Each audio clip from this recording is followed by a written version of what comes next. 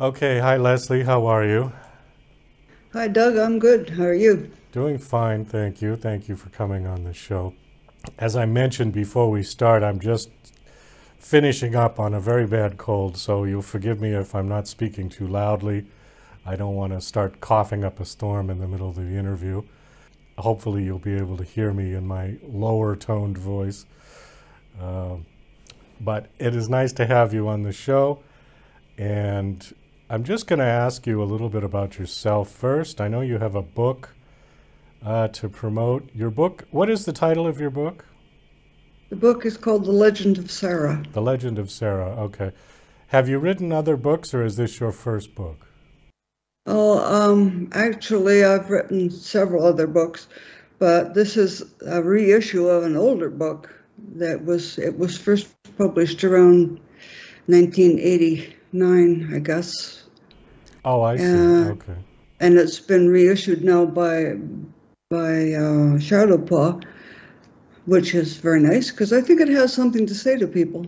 How many books have you published in your life so far? Four, four so far, Okay. along with a bunch of short stories, which I don't know. I don't know how many. I never counted them. And they're scattered all over the place. All right. I like that answer. Okay. So you are in Alberta, Canada, is that correct? That's right. All right.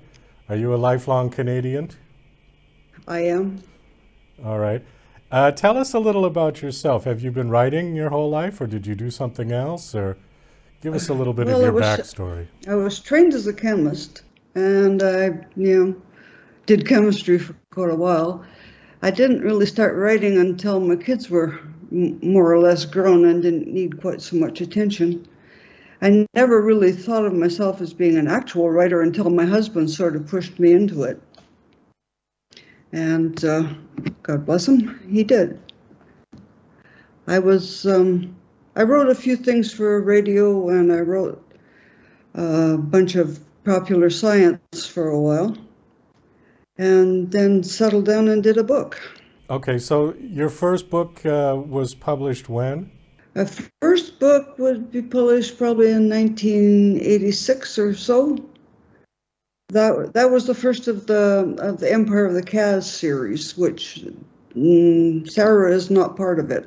Okay, is Sarah a standalone book or is it part of a series? It's a standalone. All right. Why don't you tell us a little about Sarah? Tell us about the book.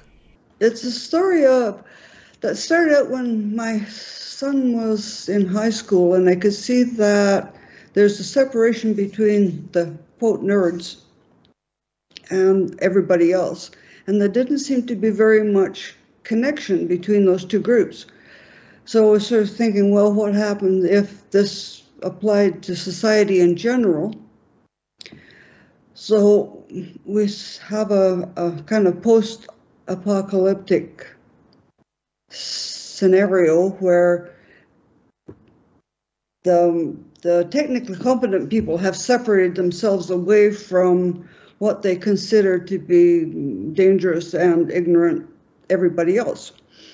But they're running out of resources, so now they have to go back and reconnect with this group. Sarah is one of the non-technological people, and she has been making life in the city of Monn as best she can, with a little petty theft and a few odds and ends of jobs she can do. She runs into one of the people that came from the technological group who's out looking for fissionable material because their atomic power generation is running into difficulties. And the story essentially is the interaction between these two people and the way in which the two societies can accommodate different points of view. What time is this book set in? In the not too distant future, okay? Okay. So the kind of problems they have would be recognizable to anybody here. Tell us a little about your writing process. Oh, what can I tell you about that? It's chaotic. Well, good. We like those I'm sort of I'm stories. not one of those people that can produce an outline and sort of follow it from A to B. I write something and I throw away two-thirds of what I write probably because it doesn't fit. And so it's not very efficient and it's not very well organized. And eventually I wind up with enough stuff I can put together that makes sense. What else you want to talk about? Do you want to talk about the internet? You want to talk about publishing? Don't write for money in Canada. Yeah, Don't write for I money. don't. Yeah. Well, It's I don't know. The state of publishing is weird now. I don't. I've kind of lost touch with how it works. I just saw a statistic. As a matter of fact, I posted it on my Facebook page because I was astounded. Amazon just released that they had 2.2 million self-published books for 2021. Oh my goodness. Yeah. And That's amazing. That's one of the things I'm a little concerned about, this self-publishing thing, because most writers, myself included, really improve with the oversight of an editor. One of the things that I noticed when I started redoing Sarah was that a good editor made a huge amount of difference. I wish I had met him 20 years ago, when I was first starting to do this stuff. I think that a good editor is essential, even if you are self-published. Nobody that I've ever met can edit their own work. They never catch the mistakes. No, you don't. You know what you wanted to say. You don't know what you actually said. Exactly. All right. Well, one of the things that I've always been a little bit baffled about is the ideas between self-publishing and traditional publishing. I mean, because there is two schools of thought on both of them, there's positive and negative on both of them, it's difficult for me to make an opinion about it. So I use the term baffled because I cannot make an opinion as to whether which one is better. There really is a personal preference. The only argument that made sense to me was one guy said that he preferred traditional publishing versus self-publishing because the idea that somebody wants to pay you to take your work is the sort of the gratification of that. Was There's that, yeah. That makes a degree of sense. The other thing, of course, is that everybody thinks their own work is great, but everybody's work isn't great.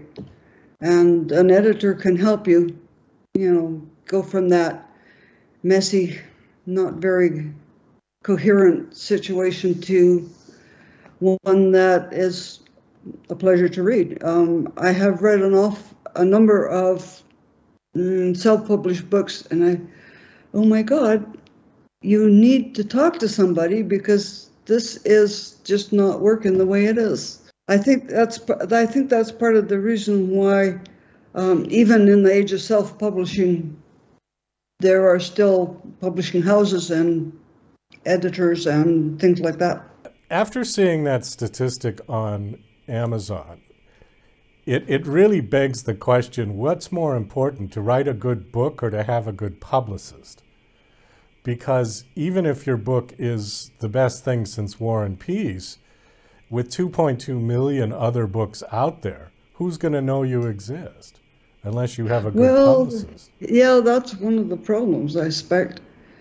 Some publishing houses do publicity and some don't.